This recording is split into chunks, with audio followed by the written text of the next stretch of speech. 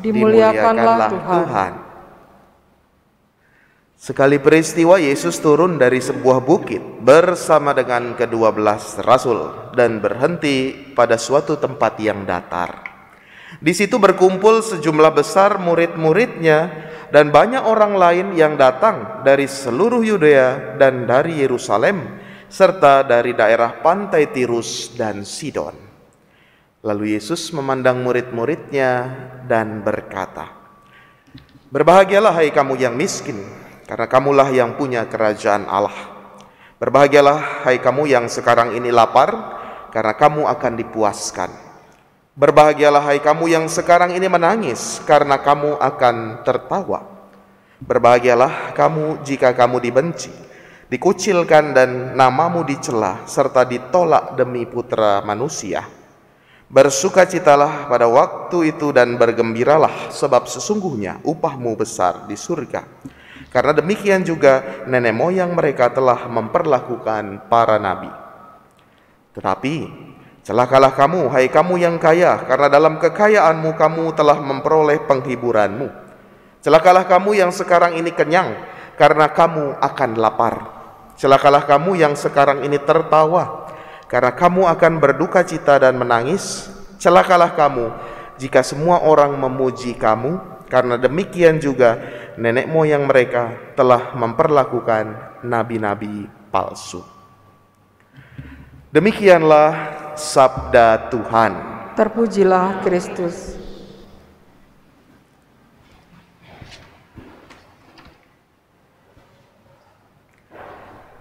Saudari-saudaraku yang terkasih, kalau kita pernah tahu atau kita sering makan di tempat makan yang sudah lama sekali, ya, biasanya kalau udah langganan itu pasti akan ke situ terus. Mungkin juga resto atau tempat makan yang sudah berdiri lama.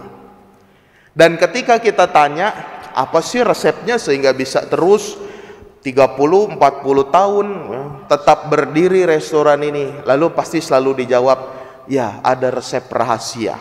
Padahal saya yakin juga bumbunya sama-sama juga ya.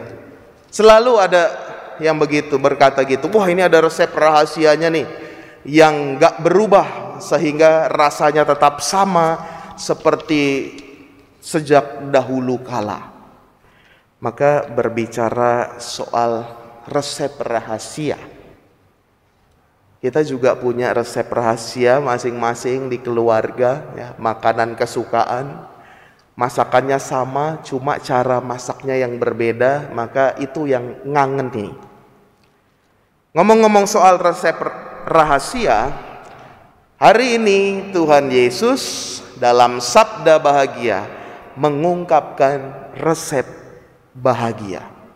Bukan resep rahasia lagi, tetapi resep menjadi bahagia.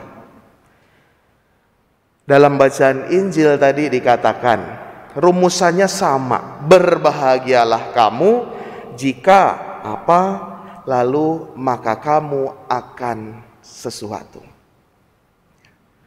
Kalau kita perhatikan, kata berbahagia selalu diikuti dengan peristiwa yang tidak mengenakan. Berbahagialah kamu yang miskin. Miskin kan tidak mengenakan. Kekurangan itu kan tidak mengenakan. Berbahagialah kamu yang menangis. Menangis kan juga tidak mengenakan. Berbahagialah kamu yang sedang sakit. Sakit toh tidak mengenakan. Dan sebagainya. Berbahagialah kamu yang menangis. Berbahagialah kamu yang lapar.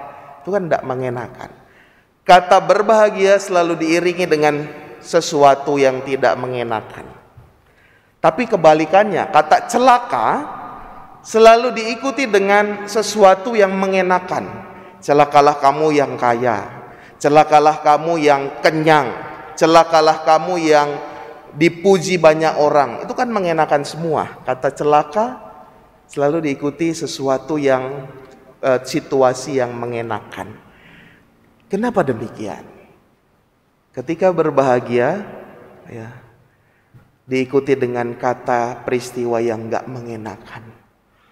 Karena dalam situasi yang enggak mengenakan itu, duka cita, lapar, miskin, kesakit, kejatuhan, kita senantiasa mengandalkan Tuhan. Maka doanya kusyuk, doanya luar biasa. Kalau lapar, itu kita doa Tuhan berikanlah makanan secukupnya. Tapi kalau kenyang, kadang-kala kita lupa untuk berdoa, Tuhan terima kasih saya sudah kenyang. Contoh sederhana. Maka resep bahagia yang dikatakan oleh Yesus tidak tersurat, tidak tertulis secara langsung, tetapi tersirat dari sabda bahagia ini. Resep bahagia dalam hidup adalah mengandalkan Tuhan.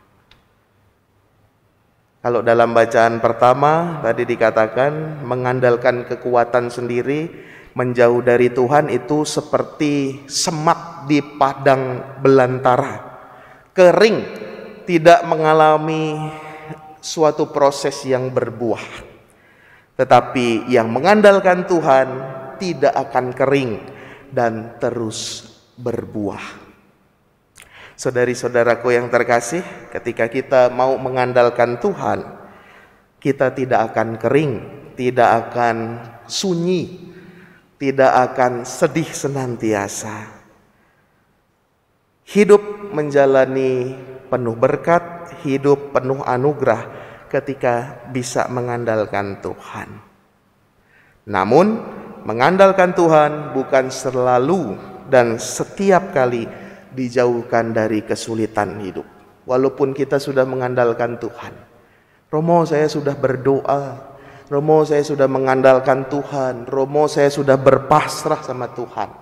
Tapi kenapa kesulitan ini masih saya alami? Walaupun kita sudah mengandalkan Tuhan, kita mengalami kesulitan, mengalami tantangan. Apapun itu, orang-orang yang mengandalkan Tuhan setidaknya tetap kokoh berdiri. Tetap kuat menghadapi tantangan, tetap kuat menghadapi segala badai kesulitan dalam hidup.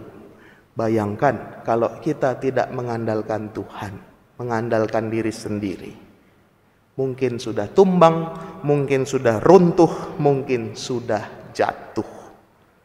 Ada lagu yang bagus tentang mengandalkan Tuhan.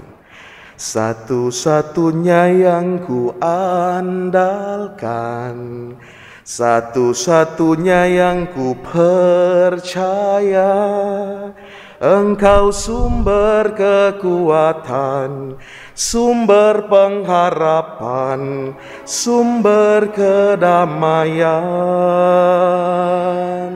Satu-satunya yang ku andalkan, satu-satunya yang ku percaya, Engkau Tuhan memberkati, Tuhan penyembuhku, Tuhan pemulihku. Satu-satunya yang bisa kuandalkan hanya Tuhan Yesus.